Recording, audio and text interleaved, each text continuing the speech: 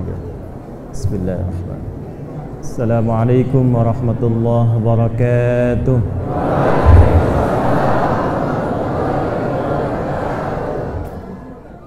Alhamdulillahi rabbil alamin. Wassalatu wassalamu ala rasulillahil karim Nabiyyina wa sayyidina Muhammadin wa ala alihi wa sahbihi wa dhurriyyatihi wa ummatihi ila yaumiddin wa ba'd.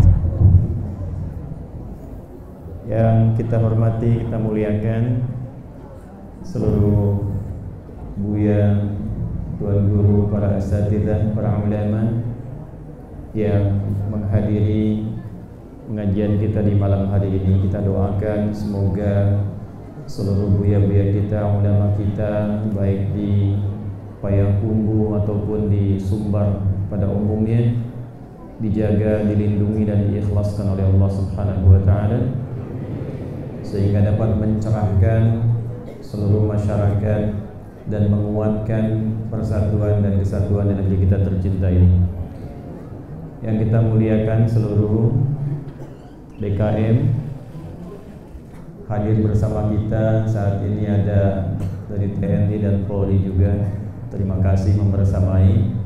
Kita doakan semoga seluruh abdi negara di TNI dan Polri dilindungi oleh Allah, diberikan kekuatan dan kesehatan dalam menjaga negeri ini. Keluargaku, jamaah sekalian yang saya cintai, malam hari ini insyaallah kita akan belajar dengan singkat dan padat tentang sesuatu yang sangat penting, yang menentukan kebahagiaan, kesuksesan, kenyamanan hidup kita di dunia sampai akhirat.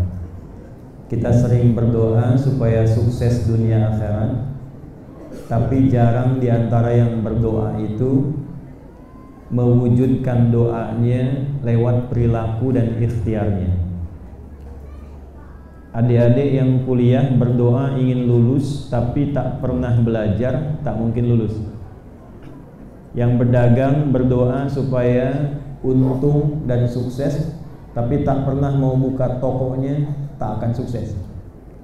Demikian kita selalu berdoa, Rabbana atina fid dunya wa fil akhirati wa qina, tapi tidak pernah menunjukkan doa kita itu bagaimana berperilaku hasanah di dunia supaya hasanah di akhirat dan terbebas dari ancaman neraka. Untuk itulah insyaallah malam hari ini kita belajar dengan cepat dan singkat, tapi sebelumnya saya ingin bacakan satu hadis yang diteruskan informasi ini dari sahabat Abu Darda radhiyallahu taala anhu, kemudian dicantumkan oleh Imam Ibnu Majah dalam sunannya, yang hadis ini nanti akan memberikan semua nilai yang sama untuk para penuntut ilmu, baik yang ada di dalam masjid, di lantai dasar, di atas, di luar, supaya tidak merasa bahwa saya di luar kalau tak bisa lihat ustaz berkurang pahala saya atau sedikit keutamaan saya. Maka hadis ini insyaallah memberikan penilaian yang sama bergantung pada keikhlasan dan niatnya.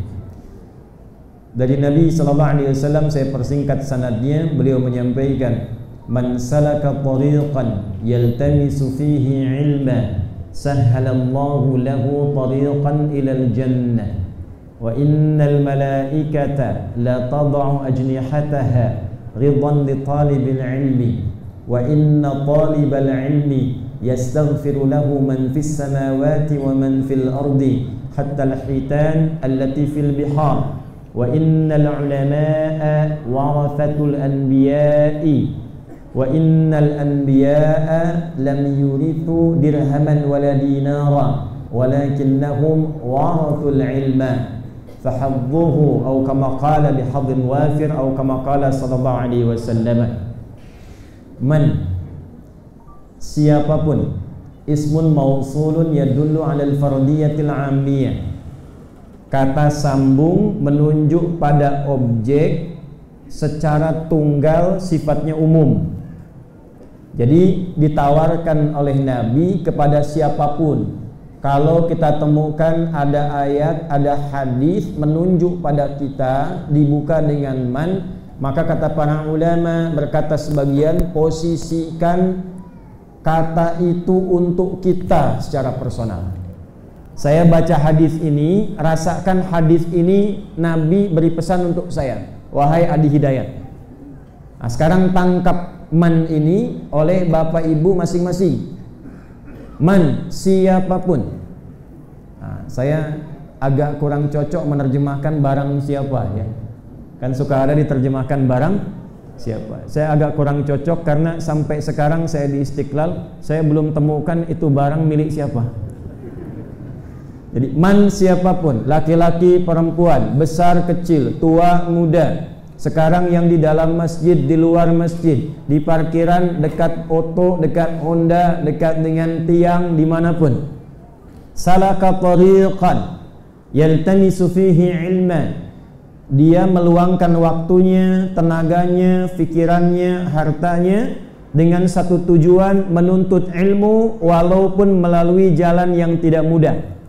Nabi tidak mengatakan man salaka syari'an, tapi man salaka tariqan. Tariq itu jalan yang tidak mudah, kecil berliku, luas pun padat. Tidak mudah untuk bisa datang ke sini. Ada menembus kepadatan, ada kadang saling berdesakan. Apakah dalam berdesakan menuntut ilmu ada pahalanya? Apakah dalam lelah ada jaminannya? Maka perhatikan kalimat Nabi ini, man salaka tariqan yaltamisu fihi ilma. Siapapun yang meluangkan waktunya, tenaga fikirannya untuk menempuh jalan yang tidak mudah demi mendapatkan pengetahuan yang menguatkan agamanya, sahhalallahu lahu tariqan ilal jannah. Kalau di dunia dia berpadat-padat sulit menempuh jalan itu untuk mengenal Allah lewat ilmu, maka akan diperintahkan oleh Allah pada malaikat, catat malaikat siapapun orang itu, besar, kecil, tua, muda, laki-laki, perempuan, duduk dimanapun dengan keikhlasan dan niatnya, catat untuk meringankan langkahnya saat hisab di akhirat langsung menuju surga Allah Subhanahu wa ta'ala. Wa innal malaikata, dan Allah perintahkan, dan sungguh seluruh malaikat itu ada yang ditugaskan oleh Allah, la tad'u ajnihataha ridan li talibil ilmi, untuk membentangkan sayapnya memberikan ridha pada para penuntut ilmu. Jadi kalau sudah masuk di majlis ilmu, walaupun buyanya, kiainya, ustadznya belum datang, isi dengan zikir, minimal doa. Karena ada malaikat khusus diperintahkan oleh Allah, hadisnya sahih, untuk membentangkan sayapnya, memberikan ridha. Ridhanya malaikat minimal mendapatkan dua hal. Yang pertama, al-istighfar, permohonan ampunan kepada Allah. Itulah sebabnya banyak dulu para ulama yang memberikan wasiat kepada ahli maksiat, kalau ingin tobat datangi majlis ilmu. Ada kisah viral yang kelak diabadikan di Quran surah keempat An-Nisa di ayat yang ke-100. Ada pelaku maksiat, dosanya sudah banyak, dia pernah membunuh, dia mabuk, dia berperilaku kriminal. Tiba-tiba dia ingin taubat. Nah, ingat ya, sejahat apapun manusia, sepanjang nyawanya masih di badan, belum sampai kerongkongan, dia masih berhak mendapatkan keadilan Allah untuk meraih hak taubatnya. Jadi jangan pernah kita menyimpulkan celak bagi orang yang masih hidup. Doakan. Ya, Fir'aun pun se-Fir'aun-Fir'aunnya. Nah, catat tuh ya. Fir'aun se-Fir'aun-Fir'aunnya tuh. Pernah mengaku Tuhan, menantang langsung. Tapi Allah tetap adil memberikan haknya. Diberikan kesempatan sampai rohnya di kerongkongannya. Dikirimkan 2 orang nabi dengan mukjizat yang nyata supaya kenal Allah. Cuma sayang Fir'aunnya menolak. Ya. Jadi kalau Anda tidak sekuat Firaun, tidak sehebat Firaun, nah jangan ikut-ikut seperti Firaun. Maka di sini masih punya hak.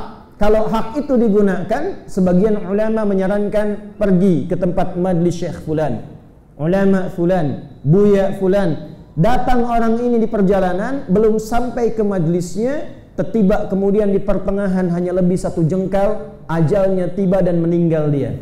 Wafat. Maka apa yang kemudian difirmankan oleh Allah sebagai berita yang kelak kisah ini pun dirangkum di Quran surah keempat An-Nisa ayat ke-100. Wa may yuhajir fi sabilillah yajid fil ardi muraghaman katsiran wa sa'ah. Wa may yakhruj min baitihi muhajiran ila Allahi wa rasulihi thumma yudrikul maut faqad waqa'a ajruhu 'ala Allah.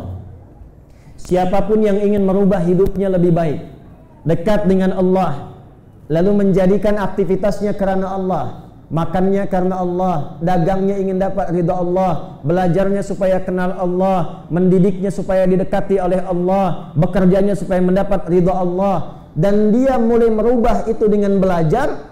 Setelah pulang dari majlis ilmu masih hidup, ada ajalnya masih panjang, oleh Allah akan dirubah kehidupannya. Satu, ketenangannya ditambahkan pada hatinya. Yang kedua, dibuka pintu hidup yang baru yang lebih berkah. Jadi kalau datang ngaji jangan berharap dapat dunia. Ciri pertama berhasil ngajinya itu hati menjadi semakin tenang, imannya bertambah, ilmunya meningkat. Setelah itu terjadi perubahan hidup.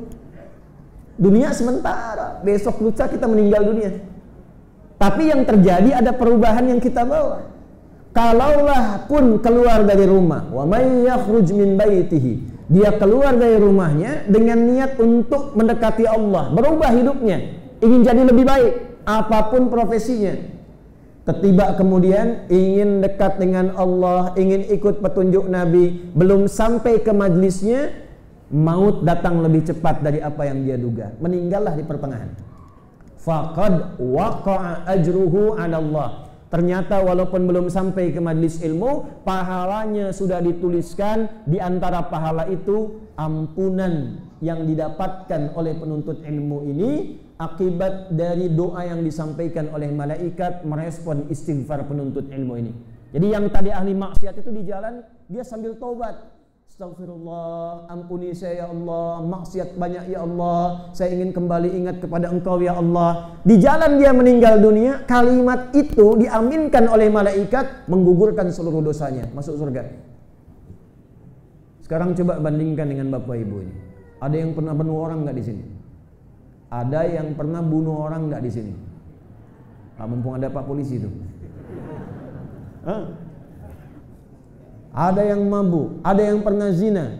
Ini ada orang perilaku kriminal, bunuh 100 orang, mabuknya khatam, zinanya dikerjakan, dia taubat mendatangi majlis ilmu, belum sampai dapat ampunan Allah, digugurkan dosanya.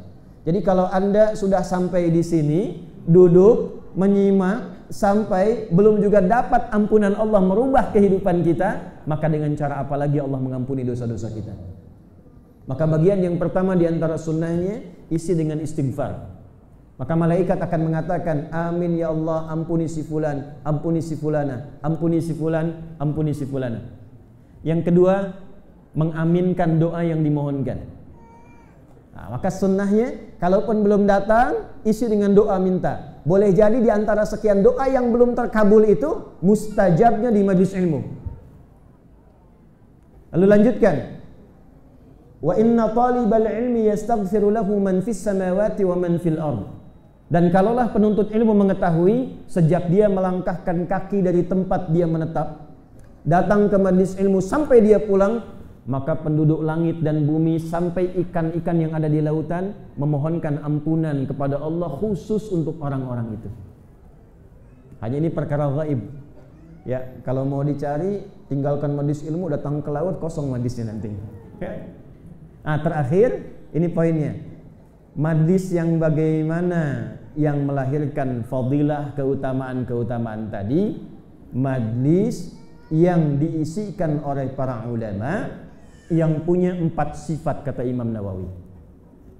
Imam Nawawi itu nanti mengarang kitab At-Tibyan, mengarang kitab Al-Arba'in 42 hadis, Riyadhus Shalihin 1896 hadis, mensyarah Sahih Muslim 9 jilid. Di kitab At-Tibyan sebagai pembuka adab penuntut ilmu, beliau mengatakan kurang lebih demikian. Wala yata'allamu illa mimman takammalat ahliyatuhu. 1. Wa dhaharat diyanatuhu. 2. wa tahaqqaqat ma'rifatuhu. 3, washtaharat siyanatuhu. 4. Paham? Tidak. Dan tidaklah penuntut ilmu menemukan ulama untuk belajar. Yang disebut ulama itu ada 4 sifat, kata Imam Nawawi. Kalau menemukan yang seperti ini, maka inilah yang disebut warathatul anbiya. Yang pertama, takammalat ahliyatuhu, pakar di bidangnya. Jadi kalau bapak dan ibu ingin belajar tafsir, cari yang pakar tafsir. Bapak ibu ingin belajar hadis, cari yang betul-betul paham hadis. Bapak ibu ingin belajar mengaji Al-Quran, cari orang-orang yang memang sudah khatam ilmu tentang Al-Quran. Karena nanti akan tiba masanya orang-orang tak berilmu bisa mengajar. Orang-orang tidak berilmu bisa memberikan fatwa.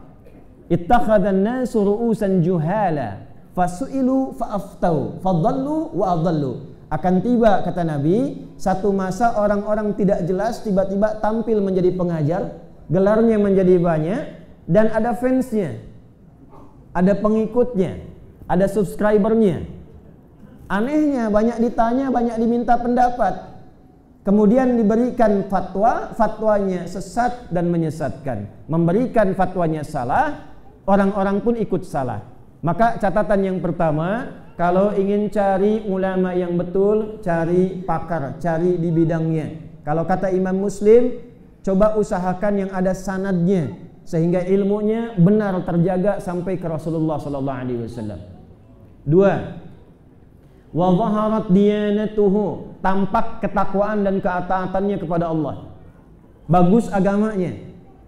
Apa diantara ciri bagus agamanya? Kita agak sulit lihat, ini Buya ini tahajud tak malamnya, baca Quran tidak, puasa tidak, agak sulit. Tapi diberi tanda dalam hadis tadi, wa innal anbiya'a lam yurithu dirhaman wala dinara. Nabi itu saat mengajar tidak mewariskan dirham dan dinar. Maka ulama nabawi, ulama rabbani tidak mengajar untuk mencari dunia.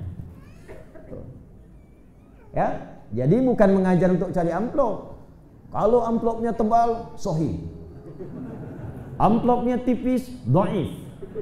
Tipis tapi banyak, sahih li ghairihi. Ya. Wala tamnun tastakfir. Jangan sampai ada orang mengajarkan agama menukar akhirat untuk dunianya. Karena itu jangan sampai jamaahnya cari akhirat, buyanya, ustadznya cari dunia, celaka itu. Karena itu nanti kalau ada undang-undang saya itu tak usah mikir dunia. Ya, tak usah mikir materi, jangan tak usah siapkan amplop ini berapa, tak usah. Saya ada waktu sehat datang.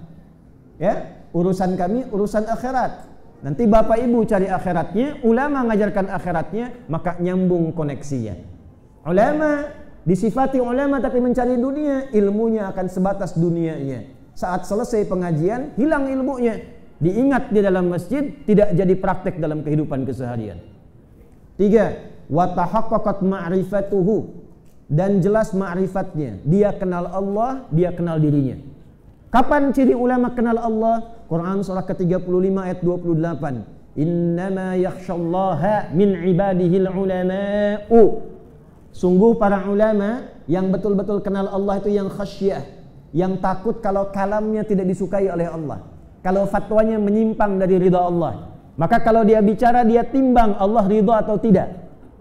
Kalau dia memberikan fatwa dia timbang sesuai tidak dengan kalam Nabi Muhammad sallallahu alaihi wasallam. Itu yang ketiga.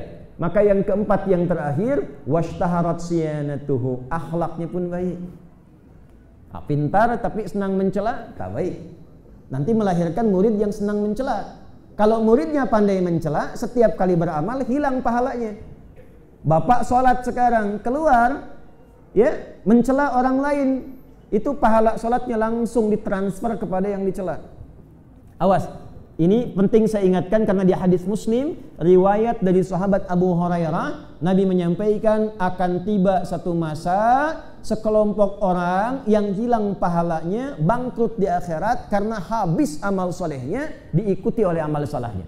Ya'ti yaumal qiyamati bi sholatin. Ada sekelompok orang datang di hari kiamat dengan pahala sholatnya banyak. Wasyamin, rajin puasa. wa zakatin, gemar berzakat. Hanya sayang ya'ti qad syatama hadza, dia pun senang mencela si fulan, suka saling cela. Wa qadzafa hadza, senang saling menuduh. Wa daraba hadza, senang berselisih, berkelahi. Wa akala mala hadza, ada yang menipu. Yang terakhir wa safaka dama hadza, akan ada orang bawa-bawa agama tapi senang menumpahkan darah.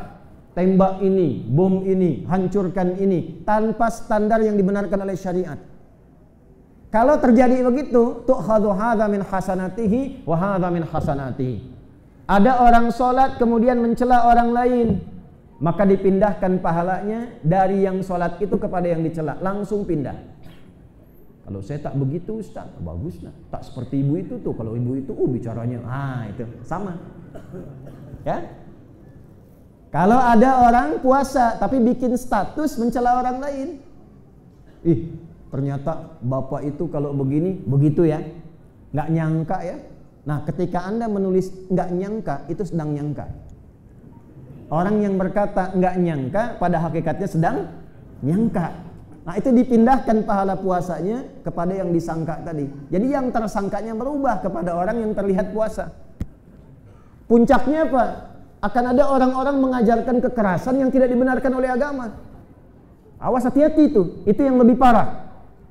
Kalau ada korbannya orang beriman dan meninggal, itu langsung diganjar dengan 5 ancaman.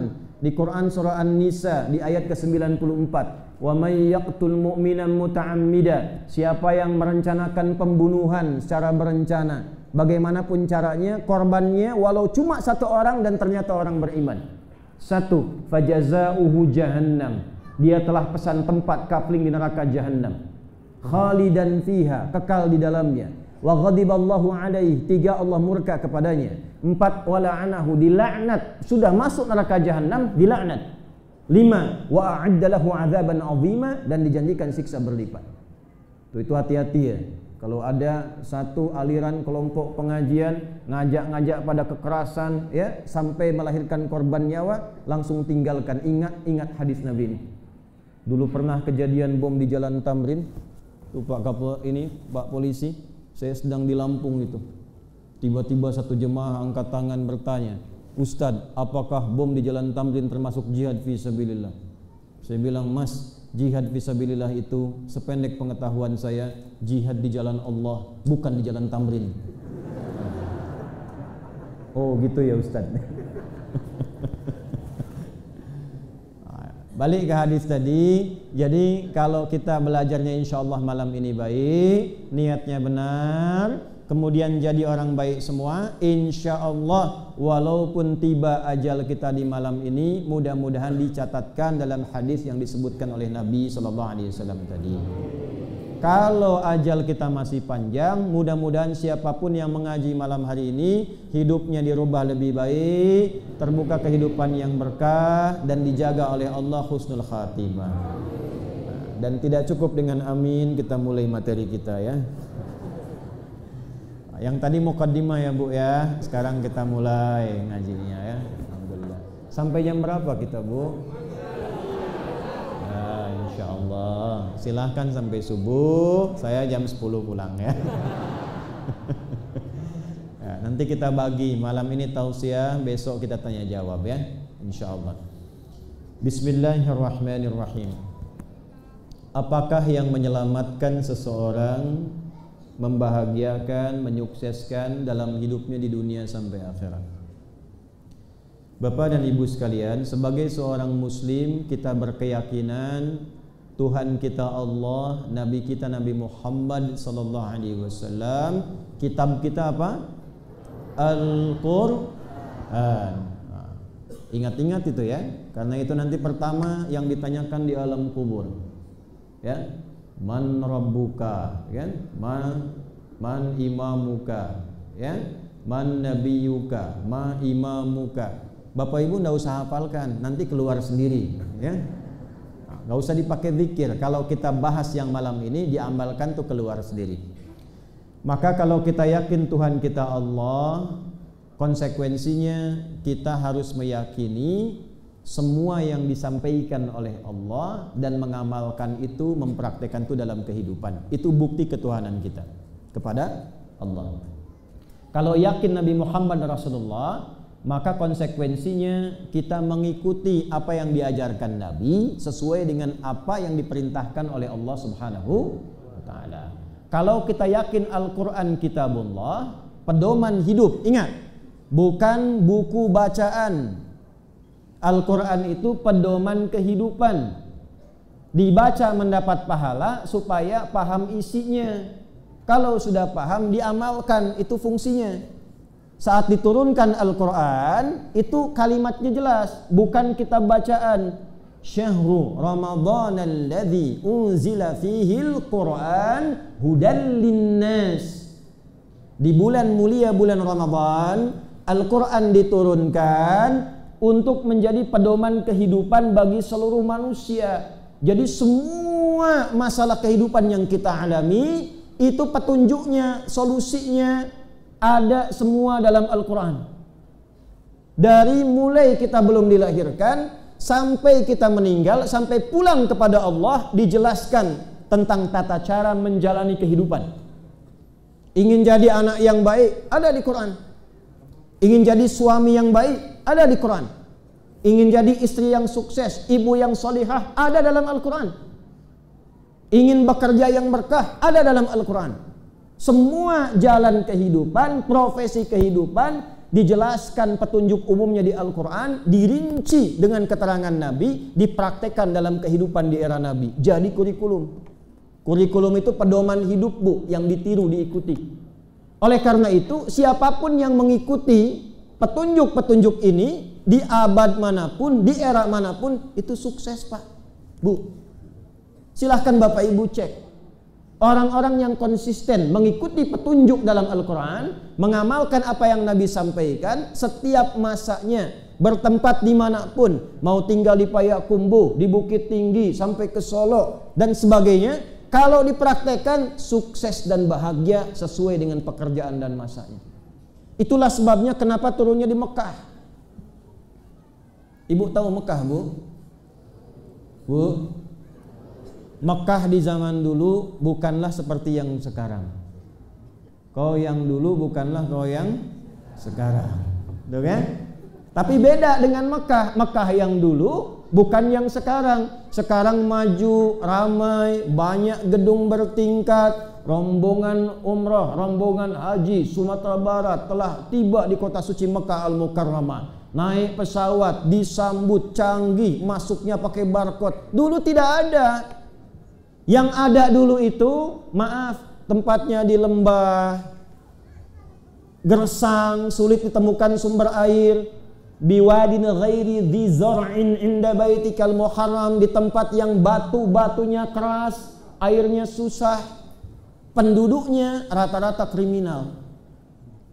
Dulu di Mekah, zaman Nabi sebelum diutus sampai awal diutus, itu rata-rata penduduknya kriminal. Pemabuk di zaman itu, pemula, orang yang baru mabuk, nyobain mabuk, itu minimal 5 kali sehari, Pak. Pemula tuh, bayangkan yang profesional. Kalau mau membegal, itu bukan 1-2 orang, sekampung begal semua.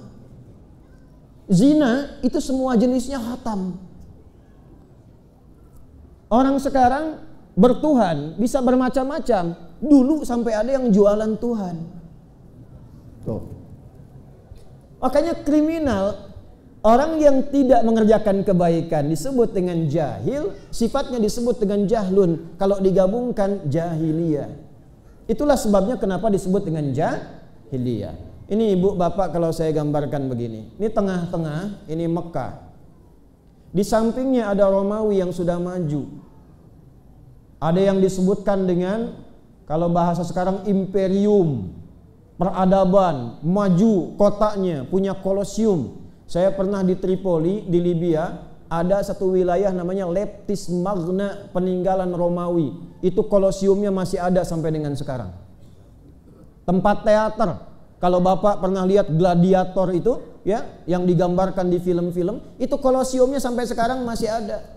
sepanjang laut Mediterania sampai ke Turki. Masih ada lewat di Italia sampai ke Tripoli, sampai ke Turki itu masih ada. Saking kuatnya peradabannya, maju teknologi pada masa itu. Di samping kirinya ini Persia. Dia punya kekaisaran, pasukannya paling hebat. Ya, pasukan-pasukannya sampai sekarang jadi inspirasi, kekuatan terbesar di masa itu. Romawi, Persia. Mekah di mana? Tengah-tengah. Saking gersang tempatnya, ini dua kekuatan tidak minat menjajah. Satu-satunya tempat yang nggak pernah dijajah karena nggak minat. Ngapain ke sana? Datang ke sananya padang pasir, belum nyampe sudah tewas duluan. Dapat ke sana nggak dapat apa-apa, cuma orang ziarah ke Ka'bah. Pikirannya begitu. Quran diturunkan bukan di Romawi, bukan di Persia, untuk menunjukkan ketika mendapatkan Al-Quran, Allah membalik keadaan tempat itu lebih unggul dari tempat manapun. Itu maksudnya. Jadi nanti tidak ada orang berkata, pantas orang Islam maju, Qurannya turun di Romawi. Pantas orang Islam hebat-hebat, Al-Qurannya turun di Persia. Maka Allah ingin menunjukkan kepada seluruh manusia, diturunkannya di Mekah supaya mendapatkan motivasi, penguat dan menambah keyakinan bahwa Quran itu bukan kitab bacaan, tapi Al-Quran adalah mukjizat pedoman berkehidupan. Ketika diamalkan oleh orang-orang yang disebut pelaku maksiat kriminal ini, tiba-tiba berubah orang-orang ini jadi orang paling hebat di masanya. Ibu kenal Umar bin Khattab? Kenal, bagus. Aduh, tarik napas dulu. Ada yang kenal Umar bin Khattab tuh. Jangan-jangan malaikat yang menyamar itu. Kenal di mana, Bu? Alhamdulillah. Itu masih untung ya. Alhamdulillah. Saya ke Pekanbaru, itu ada yang kenal Fir'aun.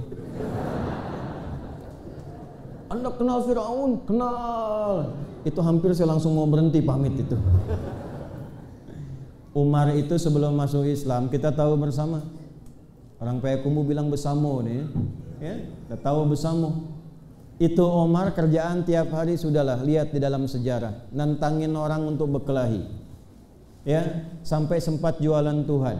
Tiap hari cuma mengatakan, siapa yang berani dengan saya bertemu di Bukit A, silahkan pamit pada ibu yang baru melahirkannya, karena ia akan pulang tanpa nama. Umar sampai ingin membunuh Nabi, tapi cuma dengan 2 huruf dalam Al-Quran menghunjam pada jiwanya, langsung berubah jadi orang paling hebat di zamannya. 2 huruf, Bu. Toha. Cuma 2 huruf, Toha, bisa berubah. Bergetar jiwanya, masuk Islam, jadi orang paling hebat di zamannya. Sampai sepeninggal Nabi jadi pemimpin setelah sahabat Abu Bakar As-Siddiq radhiyallahu taala anhu, dan banyak mencetuskan ide brilian dalam kepemimpinan. Sekolah unggulan zamannya Umar, pendidikan kreatif zamannya Umar, sampai teori belusukan itu Umar. Walaupun zaman Umar nggak bawa kamera itu. Karena tidak ada kameranya, jadi tidak ada dokumentasinya kecuali dokumentasi dari langit itu. Itu Umar. Cuman Toha, Toha, bergetar hati. Anda Yasin, iya. Al-Kahf, iya. Baqarahan, iya. Bahkan nama sudah Toha. Apa yang menjadikan kita belum bisa berubah menjadi lebih baik? Bilal baru kenal Al-Ikhlas, baru kenal Kulhu. Umar mainnya Toha, Bilal Kulhu. Tapi Kulhu itu bisa memberikan kekuatan dahsyat sampai ketika beliau dibawa ke lapangan terbuka, di sinar terik yang luar biasa. Anda hajian kemarin, panasnya luar biasa. Bilal ditarik di padang pasir dengan panas lebih daripada itu, lalu dibaringkan di batu yang telah dipanaskan, diikat terlentang, dibuka bajunya, dicambuk, irtad. Murtad engkau, balik ke keyakinanmu semula. Apa jawab Bilal? Itu baru kenal Kulhu, ahad, ahad, ahad. Murtad, ahad, murtad, ahad. Anda bayangkan, surat Al-Ikhlas bisa memberikan kekuatan luar biasa sehingga menjaga imannya walau dalam keadaan terancam. Orang sekarang kenal Al-Baqarah, dikasih sarung pindah keyakinan. Perempuan-perempuan yang dididik baik-baik, kenal juz amma, cuma dikatakan aku mencintaimu, bisa ganti keyakinan. Hati-hati ya. Yang perempuan-perempuan belum menikah, kalau ada laki-laki mengatakan aku mencintaimu, jangan didengar itu. Katakan padanya, buktikan cintamu dengan menuliskan namaku di BPKB kita, buku pernikahan kita berdua. Kita balik lagi. Apa yang menjadikan mereka berubah menjadi hebat, mengamalkan isi Al-Quran dengan baik? Kuncinya satu, iman. Apa kuncinya? Itulah bedanya. Iman itu yang menjadikan kualitas kehidupan kita mampu mencapai kesuksesan dunia dan akhirat atau tidak. Jadi standarnya bukan berapa tinggi pangkat kedudukan, belum jaminan. Standarnya bukan berapa banyak harta melimpah, belum jaminan. Kalau standar yang dilekatkan tinggi kedudukan, tentulah Fir'aun, Namrud akan jadi orang pertama yang masuk surga. Tapi ternyata tenggelam dan sampai sekarang jasadnya utuh untuk bisa dilihat sebagai pelajaran. Kalaulah harta melimpah jadi catatan pertama untuk masuk surga, tentulah Qarun orang pertama yang akan masuk ke dalam surga.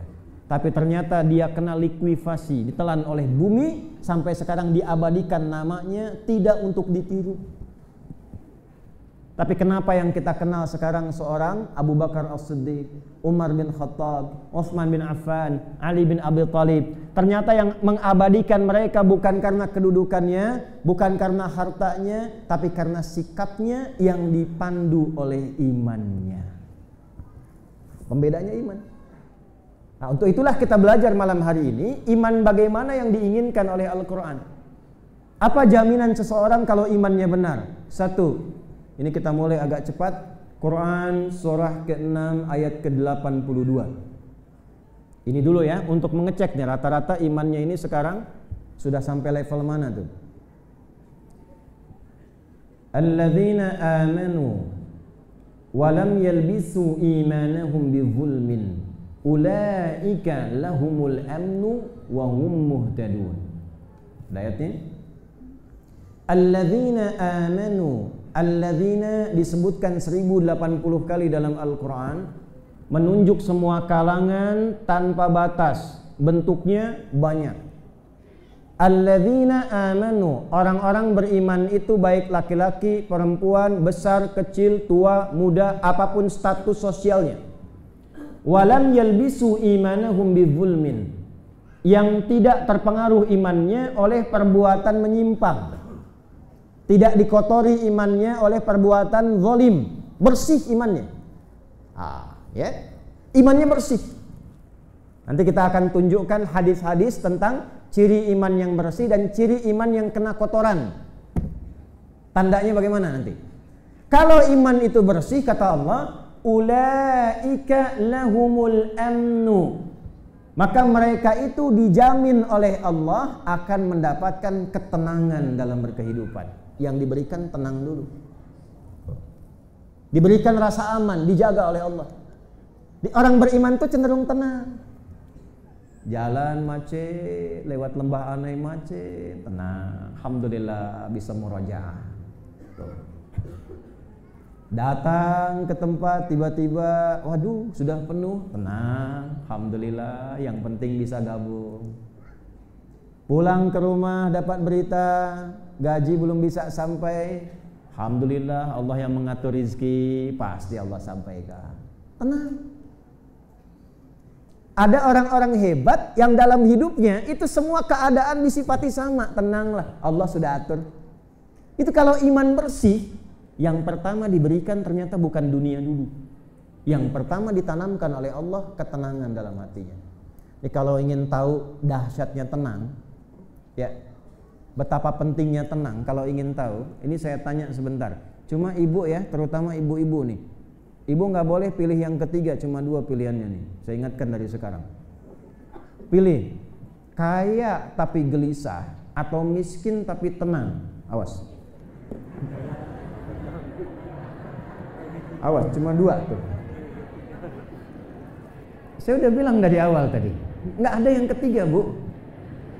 Kaya tapi gelisah atau miskin tapi tenang.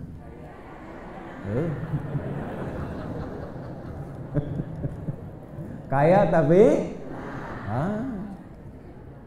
Tenang itu penting. Karena itu kenapa di rumah tangga sakinah didahulukan, mawaddah menyusul kemudian. Mawaddah itu kan bentuk superlatif dari maddah. Maddah itu cinta yang diwujudkan lewat pemberian materi. Suami sedang masuk hari lahirnya, milad, ulang tahun. Ibu masakan makanan kesukaannya. Ibu sampaikan, sayang, selamat milad ya. Semoga rumah tangga kita berkah sampai akhirat. Ya, mohon dimaafkan kalau mama selama ini belum jadi mama yang baik. Ada hadiah kecil. Itu kue namanya mawaddah, Bu. Maka cinta bersemai kembali. Doa dipanjatkan, rumah tangga abadi sampai ke Jannatun Na'im. Ya. Bapak lihat ibu cemberut. Tiba-tiba bapak sapa, "Ma, kayaknya kenal ya." Dikasih hadiah lah kemudian emas 2 kilo. Nah. Pasti itu gembira lagi, Pak. Udah itu rumus itu. Itulah mawaddah. Tapi kalau Anda kaya sebesar apapun, rumahnya mewah, kendaraan banyak, tapi tidak ada ketenangan, hampa kehidupan rumah tangga. Itulah sebabnya kenapa sakinah didahulukan sebelum mawaddah. Quran surah 30 ayat 21, "Wa min ayatihi an khalaqalakum min anfusikum azwaja litaskunu ilaiha." Sakinah. "Wa ja'ala bainakum mawaddah wa rahmah." Maka singkatannya samara, sakinah, mawaddah dan sakinah dulu. Sakinah mahal. Kapan sakinah itu ada? Ketika ada iman, Bu. Dari mana taunya? Quran surah ke-48. Surah apa itu? Surah Al-Fatah. Ayat berapa? Ayat yang keempat. Huwallazi anzalas sakinata fi qulubil mu'minin liyazdadu imanan ma'a imanihim. Dialah Allah yang menurunkan, menanamkan sakinah di hati orang-orang yang beriman. Jadi kalau suaminya punya iman yang bersih, istrinya imannya bersih, anak-anaknya dijaga, dirawat supaya punya iman yang baik, Allah tanamkan ketenangan sebelum kekayaan. Jadi dengan ketenangan itu rumah tangga cenderung nyaman. Jadi kalau di rumah tangga, mohon maaf sekali lagi, harta sudah banyak, mewah hidup, tapi tidak pernah mendapatkan kebahagiaan yang didambakan. Coba cek, mungkin bukan kurang banyak hartanya, bukan kurang tinggi pangkatnya, kurang iman ditambahkan di dalamnya. Ya tuh. Itulah fadilah iman. Jadi kalau iman itu sudah bersih dalam hati kita, dalam keadaan apapun diberikan ketenangan yang sangat mendalam. Itu mahal. Ada kata-kata mutiara begini, jiwa yang tenang melahirkan pemikiran dan ibadah yang cemerlang. Nah, bikin status. Sekarang orang-orang mengaji sorok berubah dari fa'ala yaf'ilu menjadi tak kayu taktiku tiktokan. Fasbaka yufasbiku facebookan. Taba yatubu youtuban. Instagrama yanstagrimu instagraman. Senang bikin status. Dulu ketemu Buya minta doa, sekarang minta foto. Man rabbuka, inilah jemaah Ustaz tadi. Balik, satu iman. Dua, iman itu disebutkan dalam Al-Quran bila benar tertanam dalam diri kita dengan kuat. Saya ulangi, tertanam dalam diri kita dengan kuat akan memudahkan kita mengatasi berbagai masalah kehidupan. Bahasa singkatnya begini, orang beriman kalau imannya benar, bukan tidak ada masalah, tapi masalah hidupnya diringankan oleh Allah Subhanahu wa taala. Diringankan. Ada masalah, sebelum dilalui, semakin tinggi imannya, semakin dimudahkan oleh Allah. Ada orang yang belum menemui masalah, saking diringankannya seakan-akan merasa tak punya masalah. Ya. Saya beri contoh begini. Tadi di Al-Fatah ayat keempat, liyazdadu imanan ma'a imanihim. Semakin ditambah imannya, semakin tambah imannya, sakinahnya tambah. Quran ke surah 6 pindah ayat ke-82 tadi. Ulaika lahumul amnu wa hum muhtadun. Semakin imannya bagus, diberikan rasa aman dan dibimbing oleh Allah, dijaga dalam menjalani aktivitas hidupnya. Ini ada Pak polisi, Pak tentara, dapat arahan komandan, dekat dengan pimpinan, mudah pekerjaannya. Anda dekat dengan Allah, apa yang susah bagi Allah? Karena itu Bu, Pak, kalau mendidik anak, dekatkan dulu dengan Allah dari kecil. Supaya saat dewasa dia dirawat oleh Allah. Di Quran contohnya banyak. Laki-laki ada, perempuan pun disebutkan. Ibu kenal Maryam? Ayo bilang kenal sekali lagi. Maryam itu kan diantara contoh konkret. Suratnya ada, surah 19. Nama disebutkan dengan bintinya. Wa Maryam ibnata Imran. Kisah dibuka sejak dari surah Ali Imran. Dari dalam kandungan bu, sudah didekatkan dengan Allah. Ibu baca di ayat ke-35 sampai 37 itu. Idh qalat imra'atu Imrana Rabbi inni nadhartu laka ma fi batni. Sejak dalam kandungan. Muharraran fataqabbal minni. Ya Allah, aku berniat ini bernazar. Anak yang aku kandung ini, ya Allah, aku niatkan supaya kenal Engkau, dekat dengan Engkau, lahirnya menjadi hambamu yang salihah, yang saleh. Falamma wada'atha qalat rabbi inni wada'tuha untha. Ketika lahir perempuan, berkata ibunya Hannah, ya Allah yang lahir perempuan. Allah menjawab, perhatikan kalimatnya, wallahu a'lamu bima wada'at wa laysa dzakaru kal untha. Allah mengetahui keistimewaan perempuan tidak sama dengan laki-laki. Laki-laki punya keistimewaan, perempuan pun punya keistimewaan. Jadi jangan gelisah, ibu ingin laki-laki bisa lahir perempuan. Ingin perempuan bisa lahir laki-laki. Apa yang Allah sampaikan? Allah lebih tahu hikmahnya untuk melengkapi kebahagiaan kehidupan rumah tangga orang tua itu. Jadi mohon saya berikan rahasia penting ya. Tolong jaga. Ini rahasia di antara kita saja malam ini. Setiap anak yang lahir itu menyempurnakan sifat kedua orang tuanya. Jadi suami punya kekurangan, disempurnakan oleh istri. Istri punya kekurangan, disempurnakan oleh suami. Itu Quran surah 4 ayat 19 tuh dalilnya. Nanti suami istri sama-sama punya kurang, disempurnakan sifat itu oleh anak. Bapak ibu ini tidak tahu yang bisa menyempurnakan ini yang laki-laki atau perempuan. Kadang berharap laki-laki keluar perempuan. Kadang berharap perempuan keluar laki-laki. Kadang ingin cepat jadi lambat. Kadang ingin lambat ditunda-tunda jadi cepat. Ada hikmah yang banyak. Nah, tapi di antara sekian hikmah ini, kalau sudah lahir, cepat dekatkan dengan Allah.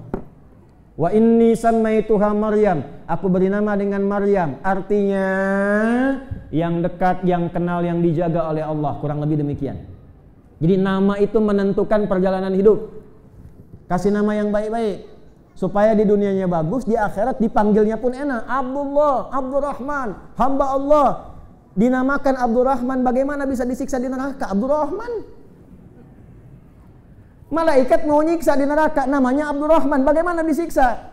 Hamba Allah yang penyayang, hamba Allah yang penyayang disiksa di neraka. Malaikat malu nyiksanya. Masa mau nyiksa hamba Allah? Kasih nama yang baik. Cuman jangan permalukan nama itu di hadapan Allah. Namanya Abdurrahman, kelakuan Abu Jahal. Repot. Balik, berikan nama yang baik sebagai doa. Setelah itu apa? Wa inni, nah ini poinnya. U'idzuha bika wa dzurriyyataha minasyaitonir rajim. Maka dia dekatkan Maryam dengan Allah, dia naikkan imannya. Pertama diisi dengan doa supaya dilindungi oleh Allah dari syaitan. Nanti kalau saya ke Payakumbuh lagi insya Allah ya, kita belajar khusus fikih setan. Belum ada kan? Itu. Ini santi-santi yang belajar coba belajar ala Hudzaifah al-Yamani. Hudzaifah itu suka belajar lawannya. Kalau yang lain belajar surga, beliau nanya neraka. Kalau yang satu nanya nikmat kubur, yang ini nanya siksa kubur. Sahabat lain protes, kamu ini ngeyel, kamu ini beda sendiri. Maka kata Hudzaifah, bukan begitu. Kalau Anda nanya surga, tahu amalannya, tapi tak tahu tentang jebakan neraka, bisa terjebak nanti. Kita hafal malaikat, dibikin lirik yang 10 dari Jibril sampai dengan Ridwan, tapi nggak pernah tahu tentang setan, bisa kejebak. Ini DKM masjid, nggak tahu kan kalau ada setan masjid? Setan masjid itu penunggu masjid, yang digoda pertama kali DKM, Pak, bukan jamaah. Ya, ada setan penggoda orang sholat, dia berdinas, mulai tugasnya saat Anda takbir. Kalau nggak tahu ini, Anda dibikin menghayal biasa. Seakan-akan khusyuk. Kalau mau sholat itu bisa khusyuk, Bu, siap-siap. Begitu takbir dia mulai tugasnya. Kata Nabi au kama qala wa idza kabbara fayaqulu syaitanu udhkur kadza udhkur kadza. Maka ketika Anda mulai bertakbir, setan tadi mulai menggoda, dimasukkan ingatan ke dalam kepala kita. Ingat ini ya, ingat itu ya. Maka Anda bisa mengingat apa yang tidak ingin Anda ingat. Tadi waktu takbir Isya, Anda kan tiba-tiba langsung berpikir saya kan. Ustadznya datang nggak nih? Jam berapa nih? Kajiannya ada nggak? Bisa demikian terjadi. Sab yang mana yang bisa saya dapatkan? Bisa demikian tuh setan. Hatta la yas'ural musalli kam raqatan yusalli. Sampai nanti ada orang yang lupa tidak sadar berapa rakaat sedang menunaikan sholatnya. Setan. Maka Maryam dari awal mengatakan, ya Allah lindungi anak saya supaya imannya terjaga, hidupnya sampai akhirat baik, lindungi dari godaan setan. Maka di antara perempuan yang tidak pernah disentuh setan, masuk godaan pada dirinya, yaitu Maryam binti Imran. Setannya mau goda tapi nggak tembus karena dilindungi oleh Allah. Poin saya bukan itunya. Poin saya, ketika iman dijaga, masalah diringankan. Maryam itu sampai level tertinggi, belum minta sudah diberi. Terbersit di benaknya, langsung jadi. Dalilnya apa? Quran surah 3 ayat berapa? 37. Paling kiri sebelah bawah tuh di mushaf. Fataqabbalaha rabbuha biqabulin hasanin wa ambataha nabatan hasana. Maka jika ada orang tua, bapak dan ibu memelihara anaknya seperti disebutkan dalam Al-Quran, dijaga imannya, didekatkan kepada Allah, diterima ikhtiar orang tua itu, maka tidaklah lelah orang tua mengurus anaknya. Maaf ya Bu dan Bapak, cobalah bandingkan kehidupan 10-20 tahun lalu di Payakumbuh ini dengan masa sekarang. Secara umum saya sering lihat kenapa orang tua sekarang banyak mengadu. Kurang inilah, kurang itulah, masalah inilah, masalah itulah. Coba lihat 10-20 tahun ke belakang, ada nggak mengadu-mengadu begitu di masa lalu? Anak-anak bagaimana kualitasnya masa lalu? Jauh dengan sekarang. Na'udzubillah, saat ini kita baca berita baru diklik bangun tidur, anak SD sudah tahu caranya berzina, SMP sudah narkoba, yang SMA sudah membunuh. Mau dibawa kemana kehidupan sekarang ini? Dulu anak-anak itu luar biasa sopannya, baiknya, ngajinya, taatnya. Apa yang beda? Pendidikan imannya. Dulu sudah dikenalkan dengan Allah. Anak-anak kita, anak ibu, anak bapak, anak saya, anak-anak orang tua kita dulu dari kecil-kecil itu sudah jelas. Paginya dia belajar, maghribnya dia mengaji, nontonnya hanya sebentar, setelah itu istirahat. Dia kenal masjid, dia kenal sekolah, dia dekat dengan Allah. Pendidikannya, akidahnya jalan, Qur'annya bagus. Jadi kalimat adat bersanding syarak. Syarak bersanding kitabullah. Itu jelas nampaknya kitabullahnya ada. Dari mulai penerangannya pakai lampu yang sederhana. Di Jawa bilang semprong namanya. Ya. Di sini apa namanya? Sprongke. Lampu yang kecil itu dalam remang-remang dia bisa masih mengaji. Anak-anak kecil bersautan di masjid sebelum maghrib teriak-teriak. Fa lam doma lu apa lu. Itu kita dengar tuh dari ba'da maghrib. Sekarang ada yang hilang. Karena itu masalahnya sedikit dulu itu. Akrabnya banyak. Beda 3 bukit masih kenal kita. Meninggal 1 masih bisa jalan. Kami di Banten itu kalau ada meninggal 3 bukit viral bisa datang. Nanya petunjuk. Masih jauh tempatnya Pak? Oh dekat lah sepuntung rokok katanya. Terus 2 bukit masih jauh Pak, dekat sepuntung rokok. Rupanya rokok tuh nggak dibakar-bakar, disimpan lah di sini. Tapi akrabnya luar biasa. Sekarang berubah. Cek imannya. Maka jika ikhtiar telah dilakukan, diterima dari kedua orang tua itu. Makanya dari kecil, lihat rumusnya.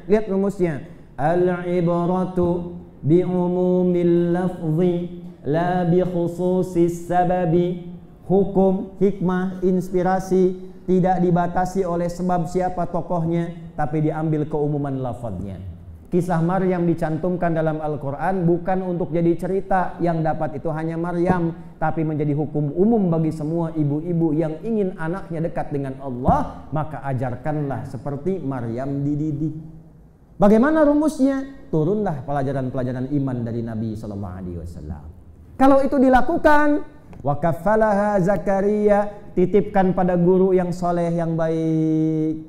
Guru ngajinya di Istiqlal mesti ada, di sekolah SD itu ada SD 4 di sini tuh Payakumbuh. Di sana ada SD yang lain, sekolah yang dekat, kenalkan dengan Allah. Ingin iman dijaga tapi di sekolah nggak pernah latihan sholat. Tidak dikenalkan baca Al-Quran.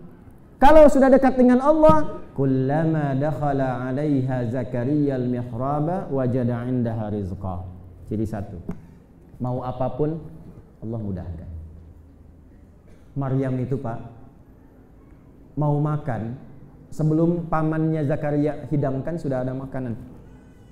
Buah yang bukan musimnya sudah ada. Bukan musim anggur, ada anggur.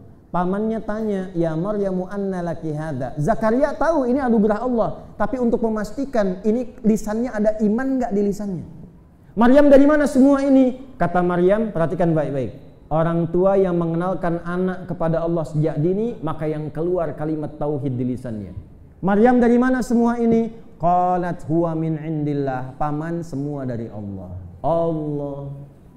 Dulu viral di YouTube anak kecil mau disuntik. Karena takutnya disuntik dia berkata astagfirullah, ya Allah, astagfirullah, taubat ya Allah. Yang keluar Allah. Sekarang mau disuntik, ya tayo, ya tayo. Bapaknya harus beli mainan dulu, ibunya harus tontonkan dulu. Kenapa? Karena didekatkannya bukan dengan nilai keimanan, ketenangan, kemudahan dalam hidup. Ketiga, ini mukadimah terakhir. Kan tadi pengen sampai subuh, salah sendiri. Yang ketiga, dunianya mudah, hidupnya tenang, di akhirat pun dijamin masuk surga. Ini yang sampaikan Allah. Di akhirat dijamin masuk. Kalimat surga pertama dalam Al-Quran dibuka dengan iman. Al-Baqarah ayat 25. Quran surah kedua ayat 25, paling atas sebelah kanan di mushaf. Wa basyiril ladzina amanu. Nah itu ya. Muhammad berikan kabar gembira. Mohon agak sabar sedikit, saya detilkan. Di Quran itu ada istabsyara, ada basyara. Itu berbeda. Kalau istabsyara, biasanya orangnya sudah meninggal, memberi kabar, tapi tidak sampai secara langsung. Contoh Ali Imran ayat 169 sampai 171. Ada orang soleh meninggal, lalu punya keinginan memberi kabar pada keluarganya. Ada yang masih menangis, ada yang sedih. Dia mengatakan, kamu jangan nangis, tak usah sedih. Saya di sini lebih enak, lebih nyaman. Kalau bisa cepat nyusul ke sini. Di sini lebih nikmat dibanding hidup kamu sekarang. Wala tahsabanna alladhina qutilu fi sabilillahi amwata bal ahya'un 'inda rabbihim yurzaqun. Jangan dikira orang yang hidupnya meniatkan pekerjaannya sebagai ibadah, dagangnya sebagai ibadah, bisnisnya sebagai ibadah, mengajarnya karena Allah, berdinas berseragam karena Allah. Meninggal, itu ketika meninggal diberikan rezeki melimpah di alam kuburnya karena sifat ibadahnya. Farihina bima atahumullahu min fadlih wa yastabshiruna. Bukan yubasyiruna tapi yastabshiruna. Dan mereka kalau mampu ingin memberi kabar pada yang hidup, ya, alladzina lam yalhaqu bihi min khalfihim, alladzina lam yalhaqu bihi min khalfihim, yang belum meninggal. Alla khaufun 'alaihim wa lahum yahzanun. Jangan sedih ya, jangan banyak menangis. Saya di sini sudah nikmat, sudah enak. Kalau bisa cepat nyusul ke sini. Di sini lebih nikmat dibanding kehidupan kau sekarang. Yastabsyiru. Tapi kalau yubasyiru, basyara, yubasyiru, kata perintahnya basyir, jamaknya basyiru. Itu artinya yang nyampaikannya masih ada, ditujukan pada yang masih hidup. Nabinya masih hidup, diminta menyampaikan pada umatnya sampai kapanpun yang masih hidup. Walaupun nabinya meninggal, tapi pesannya tetap sampai pada yang masih hidup. Untuk kita. Wa basyiril ladzina. Allah perintahkan Muhammad berikan kabar gembira kepada semua orang yang amanu, memiliki iman dalam dirinya. Wa amilus salihati, dan dia buktikan imannya, dia kuatkan, dia jaga dengan banyak mengerjakan amal saleh. Annalahum jannatin tajri min tahtihal. Maka iman dan amal soleh itulah yang menjamin dia masuk surga dengan segala kenikmatannya. Jadi kalau Bapak Ibu ingin mudah hidup dunia, ingin bahagia, ingin sukses, kuncinya iman.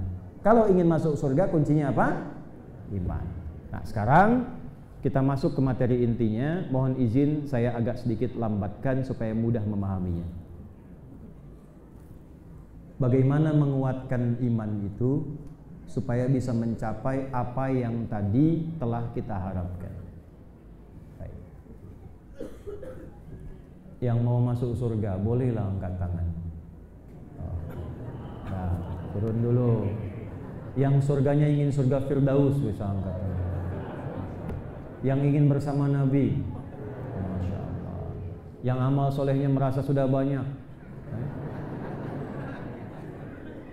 Yang merasa banyak salahnya angkat tangan. Masya Allah, luar biasa. Adam itu salahnya satu, keluar dari surga. Anda ngaku salahnya banyak, pengen masuk. Surga Firdaus lagi ya.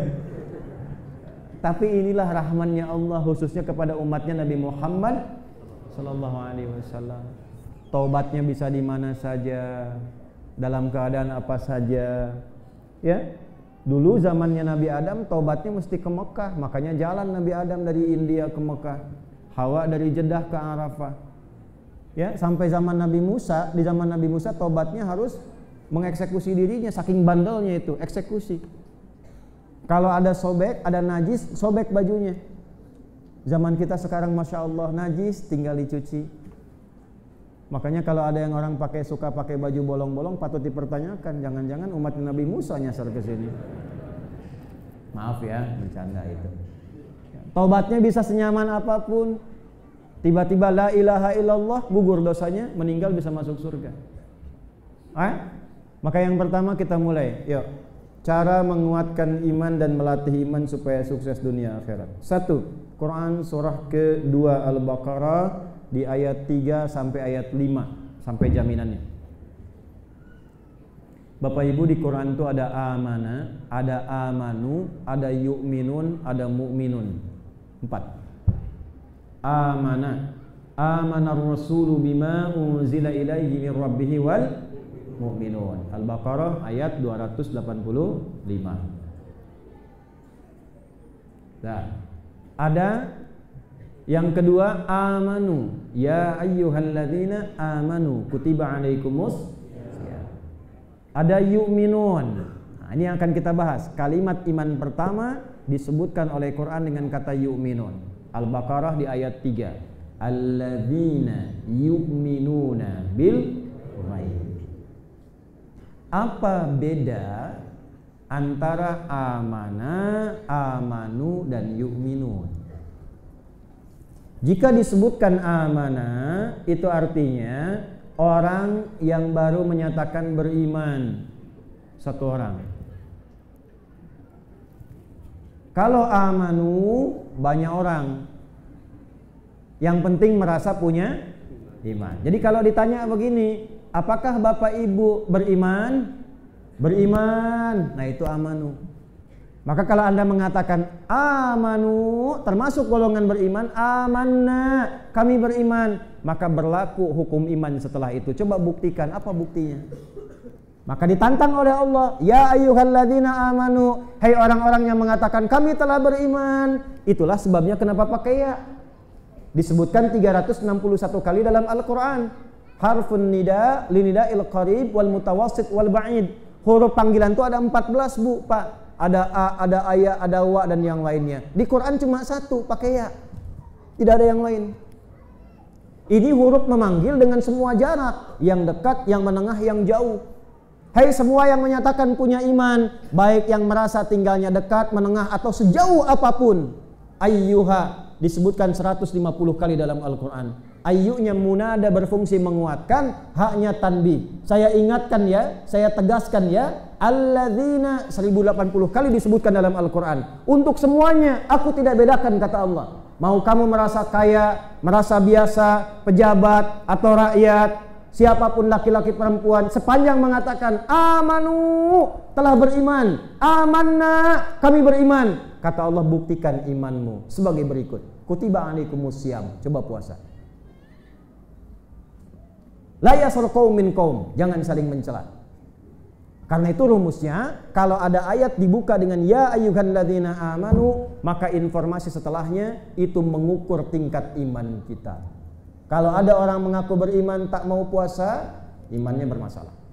Sebaliknya, ada orang mengaku beriman pandai mencela, sering berbuat maksiat, ada masalah dalam imannya. Nah, untuk menguatkan iman itu supaya meningkat amal solehnya, supaya baik pribadinya, ditinggal maksiatnya, maka rubah kalimatnya dari amanu menjadi yu'minun. Jadi yu'minun itu latihan untuk meningkatkan iman. Karena itu pakai fi'il mudhari.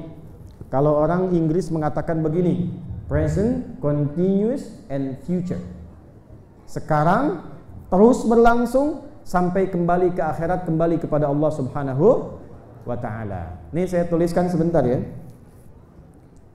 Ibu itu yang duduk di belakang, yang berdiri sampai ke belakang. Maaf, ini saya mau tulis di sini, kelihatan? Iya, memang belum saya tulis. Kalau kelihatan hebat Ibu. Ya, saya tulis dulu baru kelihatan. Kalau belum saya tulis Ibu udah kelihatan, Ibu imannya kuat sekali. Baik ya. Nah, sekarang lihat sini. Ini rumus menguatkan iman dari Al-Quran. Nanti kita ambil sunnahnya. Cara menguatkan iman. Alladzina yu'minun.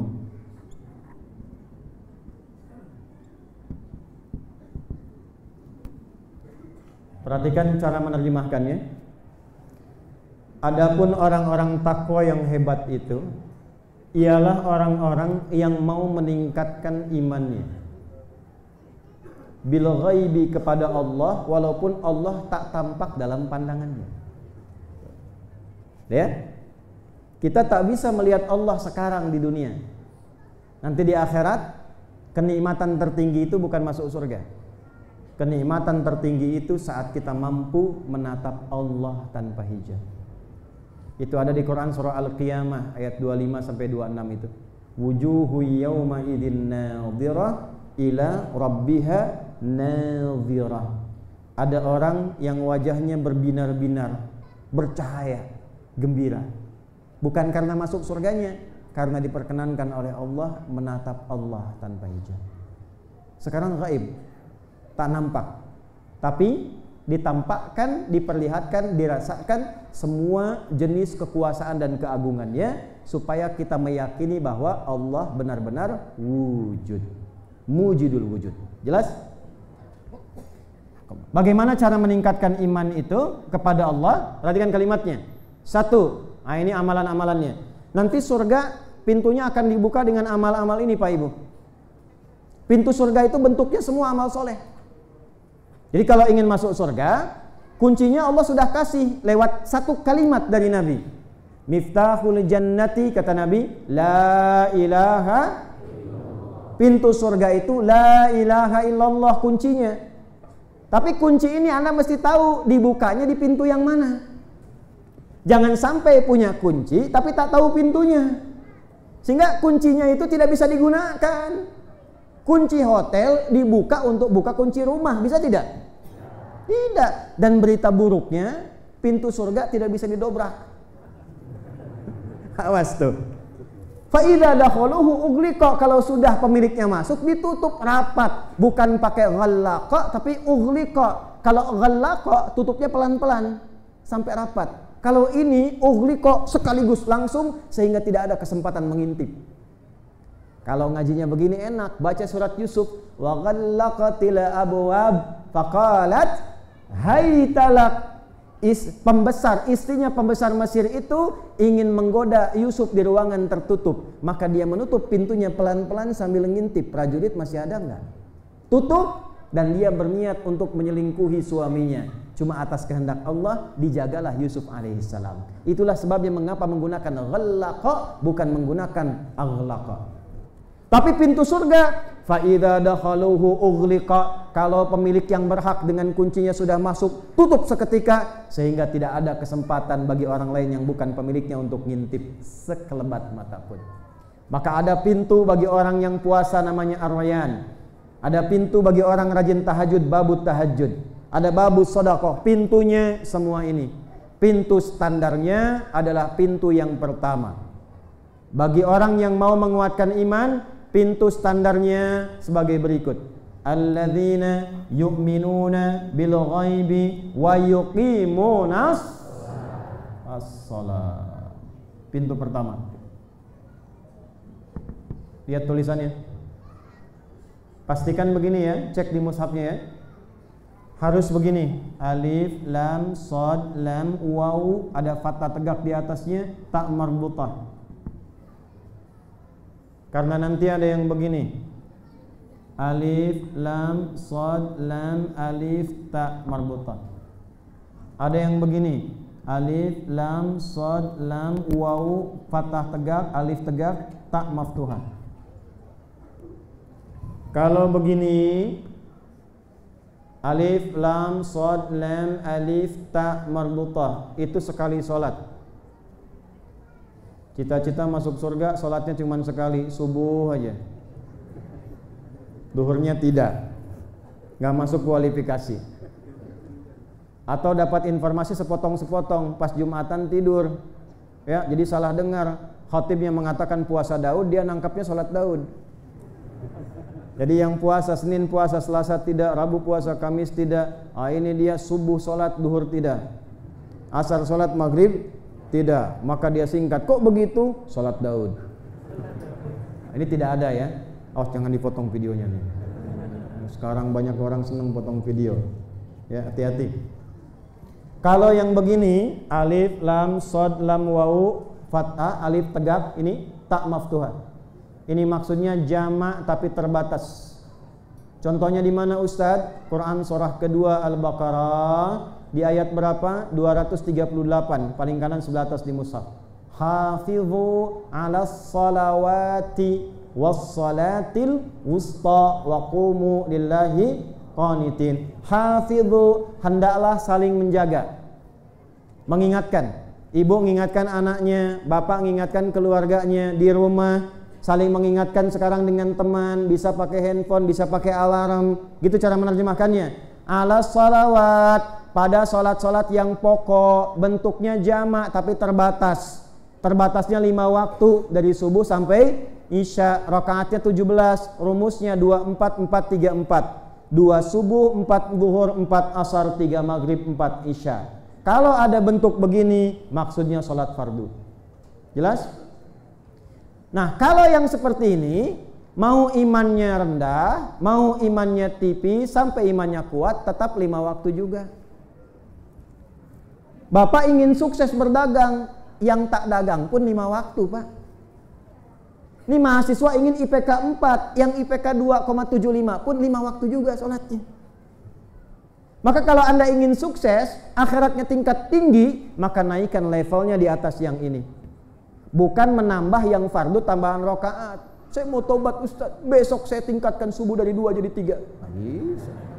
Bid'ah namanya. Tetap Pak. Cara meningkatkannya bagaimana? Maka dirubah kalimatnya jadi begini. Ini yang dimaksud Al-Baqarah ayat 3. Karena itu mushaf itu tidak boleh sembarangan. Karena tulisan itu dikonfirmasi dengan hafalan.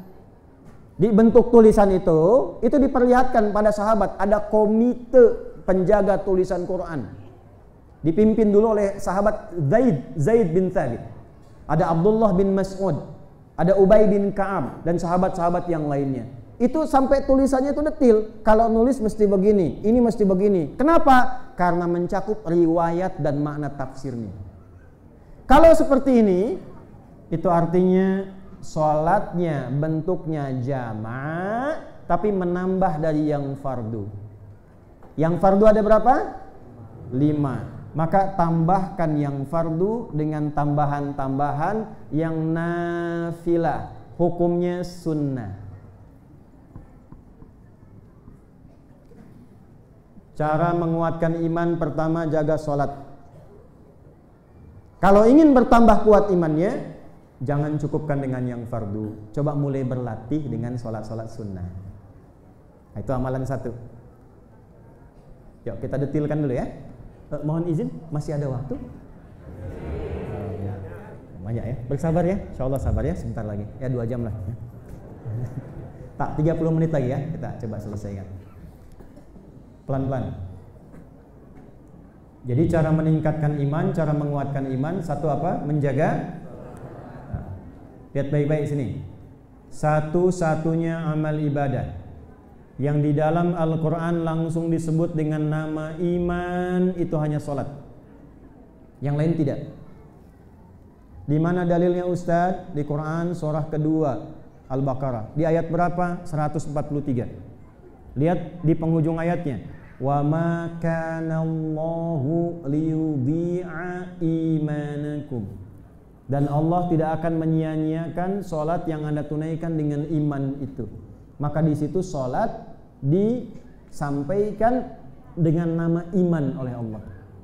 Apa komentar Nabi terhadap kalimat ini? Perhatikan, kalau Nabi komen itu langsung like and subscribe. Nggak usah dikomen lagi. Al-farqu bainal mu'min wal kafir tarkus shalah. Maka jika Anda ingin mengetahui orang yang beriman betulan dengan yang belum beriman, itu cek sholatnya. Kalaupun ada yang mengaku sudah beriman tapi tidak menunaikan sholat, maka imannya belum dianggap oleh Al-Quran dan hadis Nabi Muhammad sallallahu alaihi wasallam. Karena itu nanti ada orang masuk ke dalam neraka karena nggak mau sholat dan nggak peduli pada sholat. Walaupun dia mengatakan dia muslim. Disatukan dengan orang yang benar-benar tidak beriman. Ada di mana? Surah 74. Ayat berapa? 42. Sampai berapa? 48. Ashabul yamin masuk surga. Illa ashabal yamin fi jannati yatasaalun. Ngobrol-ngobrol di surga sambil duduk-duduk di depan emas. Santai-santai. Ngobrol. Itu ada apa sih berisik di situ? Berisik. Ya. Dulu orang adzan disebut berisik tuh. Berisik. Kencangan, ribut, rame, nanti kebalik. Itu kenapa sih mereka berisik? Kemudian dikunjungi, ditanya, dikunjunginya nggak masuk ke neraka, nanya dari jauh ya, ada pemisah. Saking dipisahkannya, pengen dibangun jembatan tuh dari neraka. Ya, nanti ayat lain saja. Maka ditanya, masalakakum fi saqar? Kok bisa masuk jahanam dengan siksaan seperti itu? Kenapa masuk ke situ? Jawaban pertamanya ayat 43-nya. Qalu lam naku minal musallin. Dulu kami nggak pernah sholat dan nggak peduli dengan sholat. Karena itu kenapa nunnya dibuang di situ?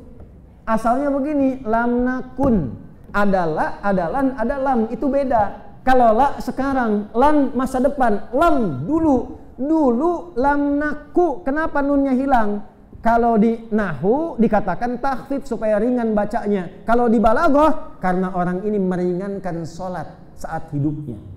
Menganggap sholat itu hal yang ringan, hal yang tidak penting sehingga tidak peduli dengan sholat. Maka cara menerjemahkannya, dulu saat di dunia kami nggak peduli dengan sholat. Kami anggap itu hal yang ringan-ringan sampai kami nggak tunaikan. Jelas? Nah, jadi ini konfirmasi. Walaupun di dunianya terlihat seperti orang yang hebat, tapi di akhiratnya tidak akan bisa mendapatkan hasanah. Satu, sholat. Tapi kalau Anda ingin kuatkan iman dengan level di atas amanu, tenang tadi, ada apapun bisa tenang. Ya, rizki diberikan nyaman, dapat masalah tenang saja. Bu, mohon maaf ya, Ustadz juga sama, ada masalah. Sama dengan bapak, dengan ibu, Buya juga sama itu. Jangan dipikir nggak punya masalah. Kadang-kadang masalah Anda ditanyakan juga kepada kami ini. Ditampung tuh. Ya. Naikkan levelnya, tambah dengan sunnah ini. Kalau nggak percaya nanti konsisten dulu. Setelah itu lihat yang terjadi. Ya, urutkan jenis sholat sunnah. Latihan dari yang paling ringan sampai yang paling tinggi dengan keutamaan-keutamaannya. Satu, ada sholat yang mengiringi sholat fardu. Susunannya berada langsung setelah atau sebelum sholat fardu.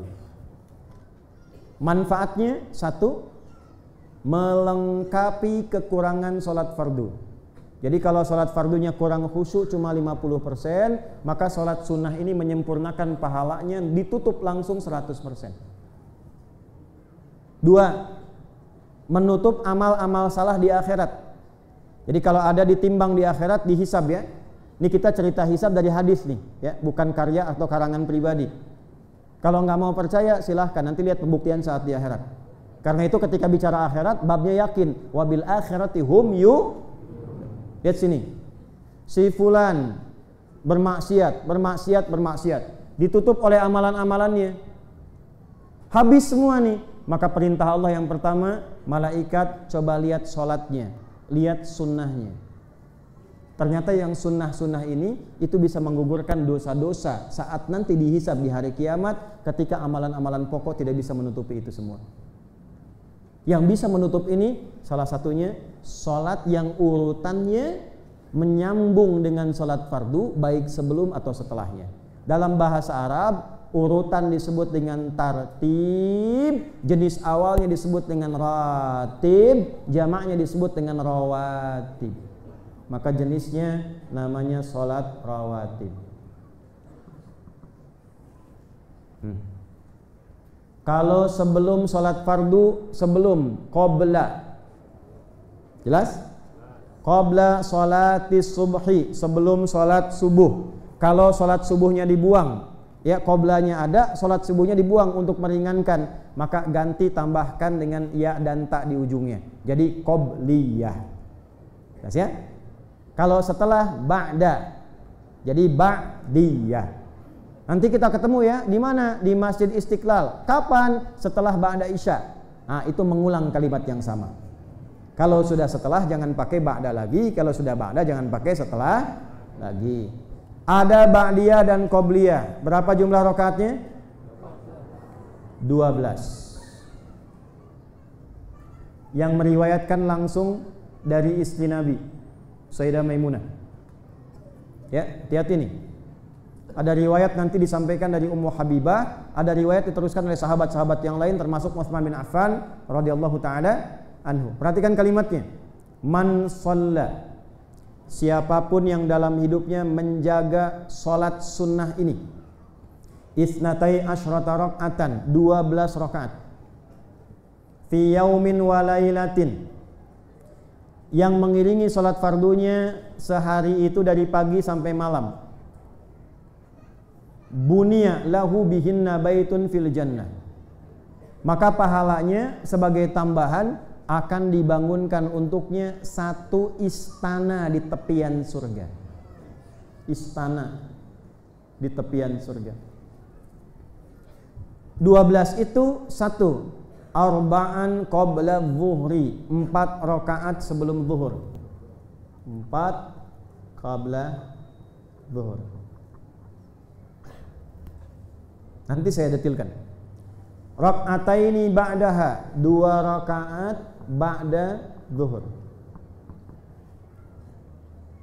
Rak'ataini ba'dal maghrib, 2 rakaat ba'da maghrib.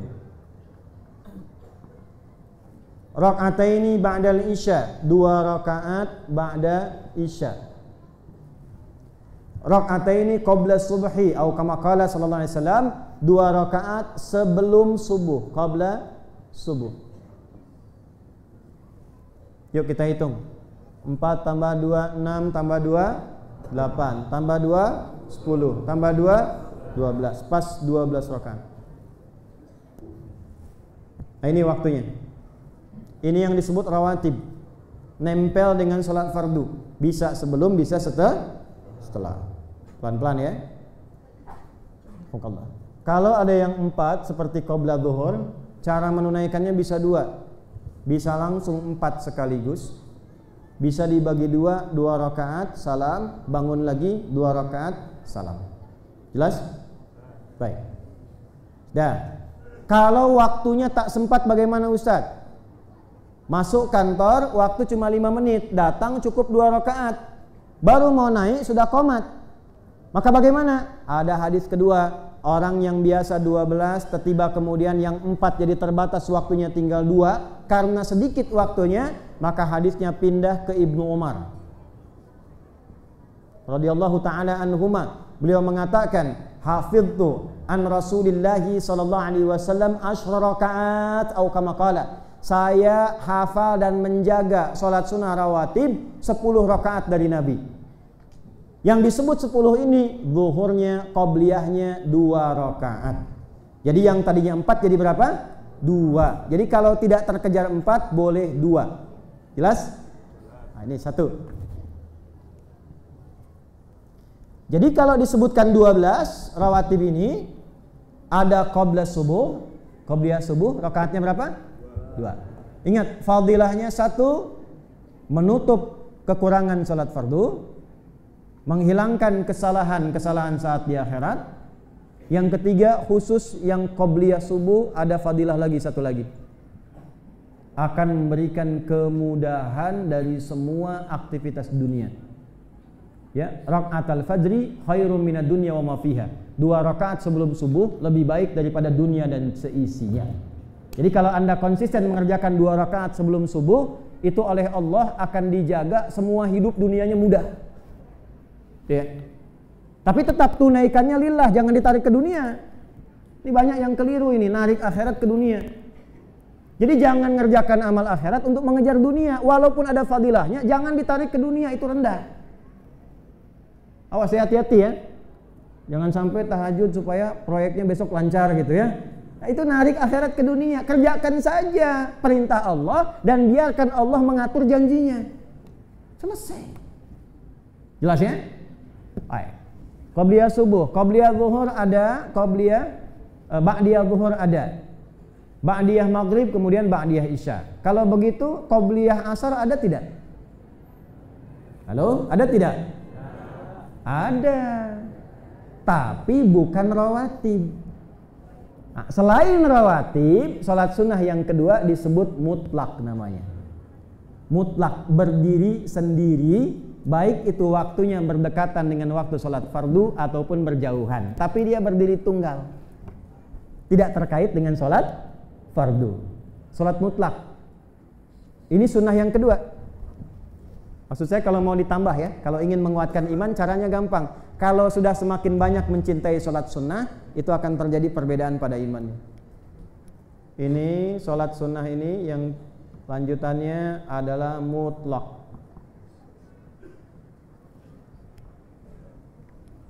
Qabliyah asar ada 4 rakaat.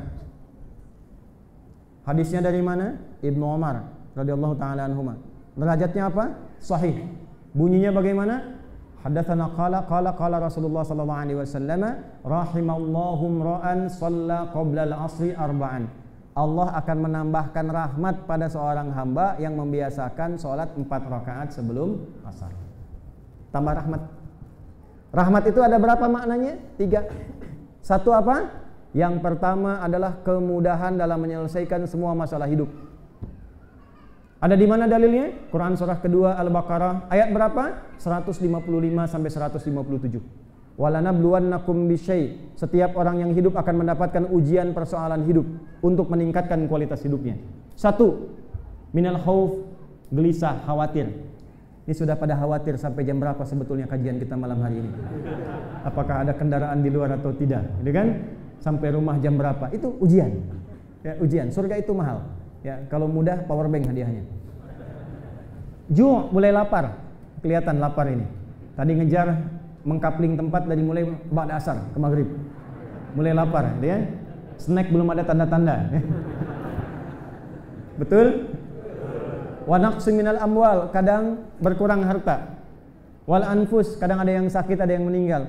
Wat thamarat, kadang hasil kerja keras diambil orang. Bapak yang ikut tender, proyeknya diambil orang. Anda yang kerja, hasilnya diambil orang. Anda yang tani, mau panen besok, mangganya hilang malam. Ya? Wa basyiris sabirin, berikan kabar gembira pada orang sabar. Alladzina idza asabathum musibah qalu inna lillahi wa inna ilaihi raji'un. Teruskan ayatnya 157, belum selesai. Ulaika alaihim salawatum mir rabbihim wa rahmah. Tuh, dapat. Wa ulaika humul muhtadun. Orang yang dapat rahmat Allah itu akan ditanamkan kesabaran pada hatinya. Jadi bukan berusaha sabar, Allah yang kasih dia sabar. Ada yang diberi, ada yang bil kasbi. Anda diberi ikhlas, namanya mukhlas. Anda berlatih ikhlas, namanya mukhlis.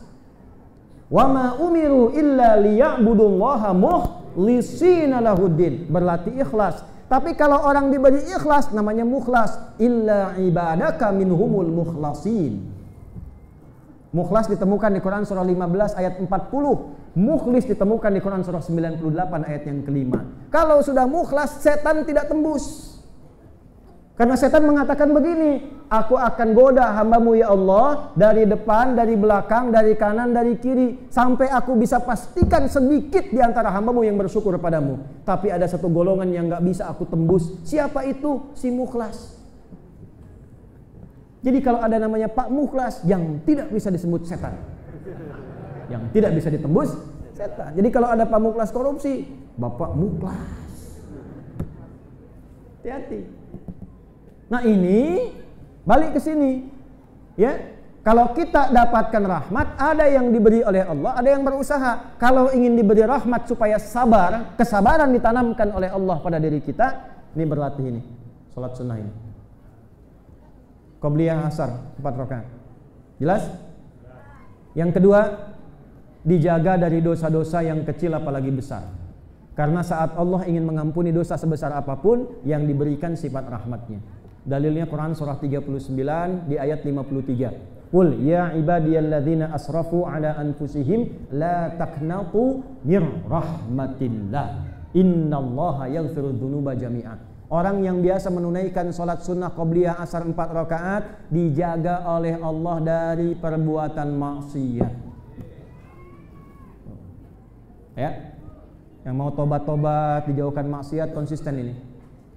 Ya. Nanti konsisten itu nanti ada 10 amalan.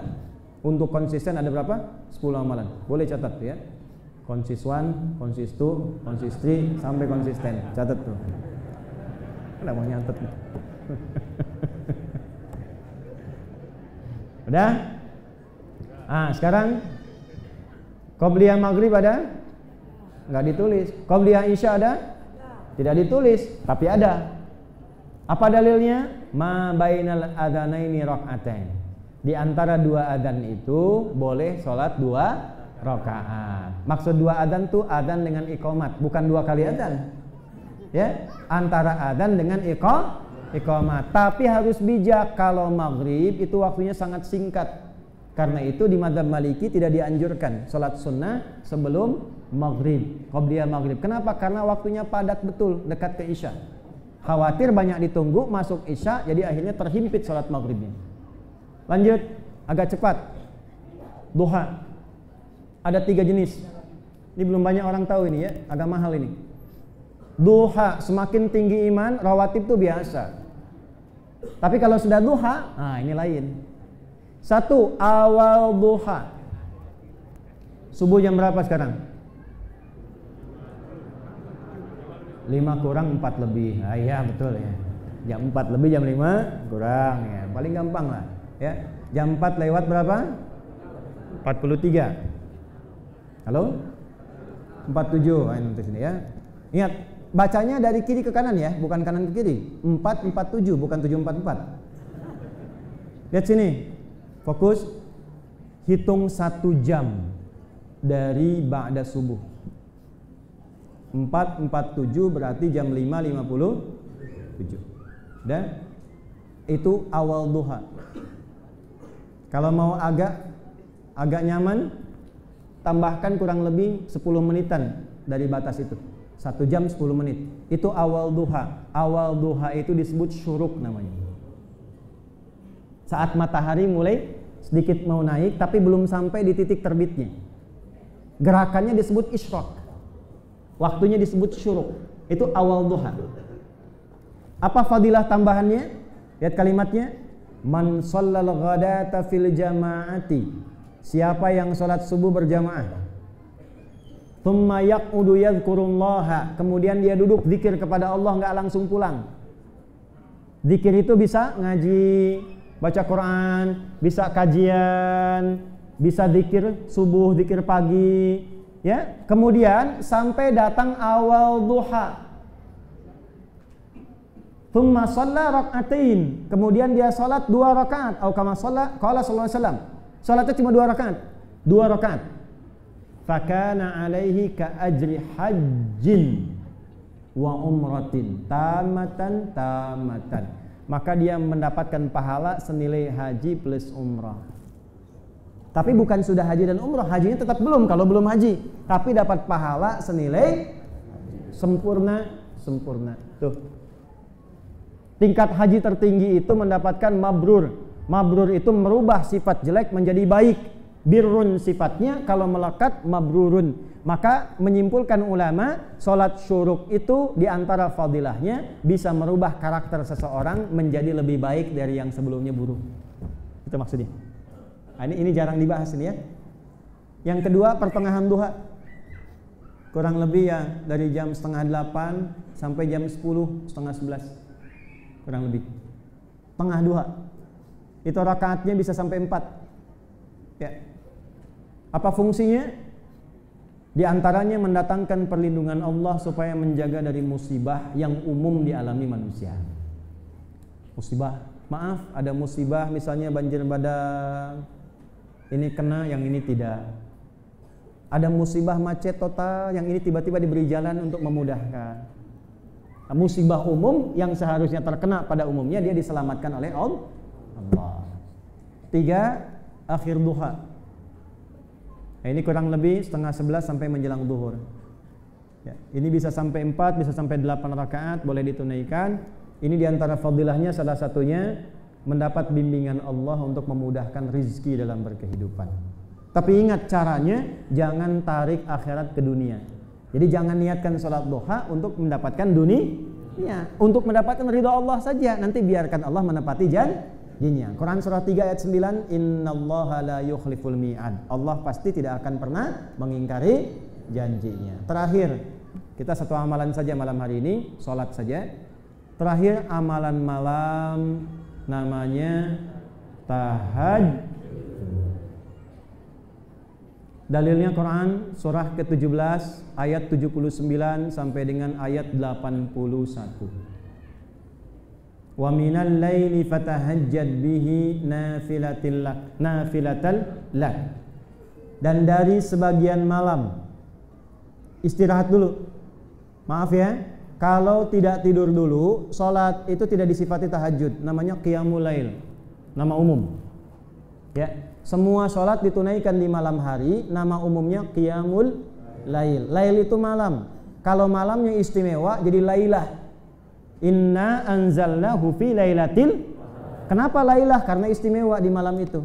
Tapi kalau lail saja itu malam pada umumnya. Lail, lela, lili, lala, layali, ya itu malam. Ibu leli, ibu malam-malam. Ya. Tidur dulu, nanti sebagian malam bangun. Jam 2 boleh, jam 3 bisa, setengah 4 bisa. Yang penting belum datang waktu subuh. Bangun dulu, kurang lebih 30 menit, 45 menit sebelum subuh. Bangun, tunaikan sholat. Walaupun hanya 2 rakaat. Dalilnya dari mana? Ibnu Umar lagi. Sholatul laili matna wa idza khasya ahadukumul fajra falyutir raka'atan wahidah. Salat malam itu tunaikan 2 rakaat. Kalau Anda khawatir fajar akan tiba, segera tutup witir dengan 1 rakaat. Jadi kalau baru ingin memulai, jangan langsung 11. Jangan langsung 23, mulai 2 saja dulu. Dan bangunnya pepetkan ke subuh. Supaya kuat sampai bangun subuh. Ya, bangun, pepetkan. Salat 2 rakaat dulu. Baca jangan panjang-panjang. Al-Falaq, An-Nas. Witirnya Al-Ikhlas. 3 ini dulu. Nanti kalau besoknya bosan, tambah lagi 2 rakaat. Ad-Duha, Al-Insyirah. Sudah rutin, bosan, tambah lagi sampai nyaman baca Al-Baqarah. Rakaat pertama. Nabi rakaat pertamanya, sahabat ikut di belakang. Ternyata 100 ayat Al-Baqarah. Sahabat sudah mau ruku, lanjut sampai selesai Al-Baqarah. Sudah mau ruku, lanjut Ali Imran. Sudah mau ruku, lanjut An-Nisa 176 ayat. Rakaat pertamanya 5 juz 4 halaman. Baru ruku. Sahabat setelah itu tidak ikutan lagi. Tapi ada sahabat yang senang main kulhu, sehingga diadukan pada Nabi, ya Rasulullah, si fulan mainnya kulhu terus. Ya, jadi dia main kulhu, yang lain Al-Baqarahan, ini kulhuan. Maka ditanya oleh Nabi, kenapa kamu main kulhu terus? Bahasa kitanya. Kata orang ini, ya Rasulullah, saya sangat mencintai Allah, saya senang sifat Allah, dan sifat Allah terkumpul di surat Al-Ikhlas ini. Maka turunlah kalimat dari Allah menyampaikan kepada Nabi, hadis qudsi, sampaikan pada si fulan karena dia mencintai aku pun mencintainya. Itu sanad baca surat kulhu. Tapi jangan alihkan niat untuk memperingan sholat. Ya, jelas? Nah ini, maka dapat 4. 1. Asa ayyab'atsaka rabbuka maqaman mahmuda. Karir akan diangkat. 2. Wa qur rabbi adkhilni mudkhala sidqin. Dibimbing menjalani hidup oleh Allah. 3. Wa akhrijni mukhraja sidqin. Jika ada masalah langsung dituntun oleh Allah menyelesaikannya. 4. Waj'alni min ladunka sultanan nasira. Kalau diganggu, ada yang menzalimi, Allah langsung yang menolongnya dengan caranya. 4 ini. Ya, ini saja yang kita bahas ya. Pulang dari sini, saya berharap kita menjaga sholat semuanya. Ya, tunaikan dengan baik. Terus lihat hasilnya. Insya Allah akan terjadi perubahan.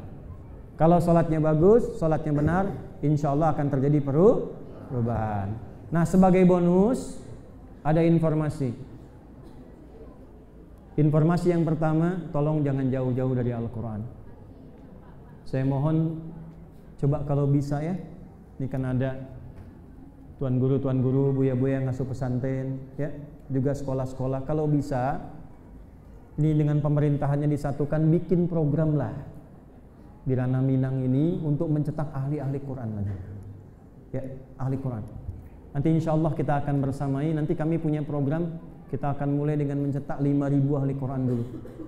Ya, di dekat sini nanti kita akan buat satu pusat, tapi kami akan lihat dulu, survei dulu. Kalau sudah jadi ada, nanti kita akan buat pusat untuk pencetakan ahli Quran.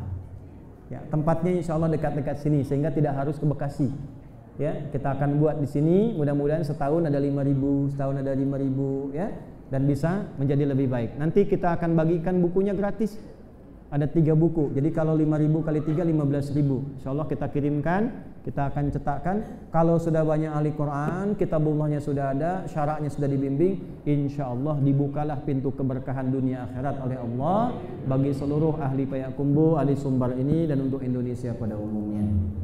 Ya, besok kita bertemu subuh, pulang dulu istirahat. Mohon begini, supaya besok itu tenang, tidak terlambat. Nanti setelah berdoa saya keluar pun saya mencintai Anda semua. Ya, tapi cinta itu tidak harus selalu bersalaman, ya. Yang penting nanti saya doakan, nanti diberikan akses supaya keluar nyaman. Kita besok insya Allah bertemu di Nurul Huda khusus untuk tanya jawab. Ya, siapkan pertanyaan boleh. Besok tidak ada materi, langsung Anda tanya, saya jawab, atau saya tanya Anda jawab. Baik ya, insya Allah. Siapa yang dari jauh ini? Dari jauh, siapa yang datang dari jauh? Dari mana?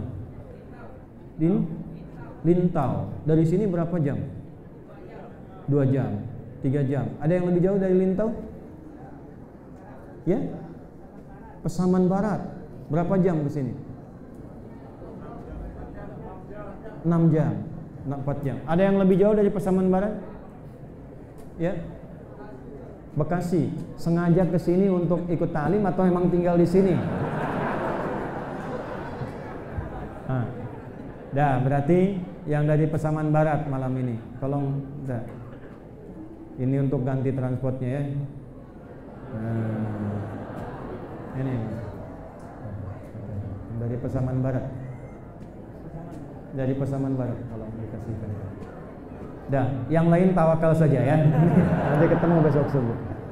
Allahumma taqabbal minna innaka antas sami'ul 'alim wa tub 'alaina innaka antat tawwabur rahim. Allahumma taqabbal minna jami'a amalina shalihah. Allahumma taqabbal minna jami'a ta'allumina. Ya Allah, mohon terima pembelajaran kami di malam hari ini. La tada'lana fi maqamina hadza dzamban illa ghafarta. Kalau ada pendosa di malam ini mohon ampuni ya Allah. Wala hamman illa farajta. Kalau ada yang gelisah mohon tenangkan hatinya ya Allah. wala maridan illa syafaitah, jika ada yang sakit mohon sembuhkan ya Allah, wala asiran illa yassartah, jika ada yang tengah mengalami kesulitan mohon mudahkan ya Allah, wala dainan illa qadaitah, jika ada yang terlilit oleh utang piutang mohon limpahkan rizki padanya untuk melunasi utangnya. Allahumma ja'alna min ahlil Qur'an waj'alil Qur'ana sahiban lana fid dunya wa nuran lana fil qubur wa syafi'an lana fil akhirah. Ya Allah, jadikan kami ahli Al-Qur'an, jadikan Qur'an sebagai sahabat kami di dunia, cahaya di alam kubur dan syafaat di akhirat kelak. Allahumma barik hadzal masjid muassisihi mu'tamarih. Ya Allah, mohon berkahi Masjid Istiqlal ini. Ya Allah, berkahi para DKM-nya, pendirinya, jamaah yang memamurkannya. Jangan biarkan ada maksiat terjadi di tempat ini. Allahumma aslih ahwalana ma yuqarribuna ila ridhaka ya Allah. Ya Allah, mohon rubah hidup kami lebih baik, lebih dekat denganmu. Waj'al ahyana ya Allah hayatan thayyibah wa mautana husnal khatimah. Ya Allah, jadikan hidup kami setelah hari ini, setelah malam ini lebih baik dalam naungan ridha dan petunjuk-Mu, dan bila pun kami wafat, jadikan wafat kami husnul khatimah. Rabbana ihfad ya Allah muhafadatana madinatana ya Allah biladana Indonesia waj'alha thayyibatan mutarbaha. Ya Allah, mohon jaga Payakumbuh ini, Sumatera Barat pada umumnya, Indonesia negeri kami secara luasnya ya Allah. Jadikan negeri kami negeri yang Kau ridhai. Jaga pemimpin kami, berikan hidayah untuk bersikap adil agar meringankan hisab mereka di hari kiamat. Jaga ulama kami, para buya kami, para ustaz tuan guru kami ya Allah, agar ikhlas dalam berdakwah dan diberkahi dalam hidupnya. Rabbana atina fid dunya hasanah wa fil akhirati hasanah wa qina adzabannar. Wa sallallahu ala sayyidina Muhammad wa ala alihi wa sahbihi ajma'in. Wa akhiru da'wana subhanakallahumma rabbana wa bihamdika nashhadu an la ilaha illa anta nastaghfiruka wa natubu ilaik. Walhamdulillahi rabbil alamin. Terima kasih, sekali lagi mohon diberi akses. Bapak-bapak polisi terima kasih, tentara terima kasih, semoga sehat-sehat. Assalamualaikum warahmatullahi wabarakatuh.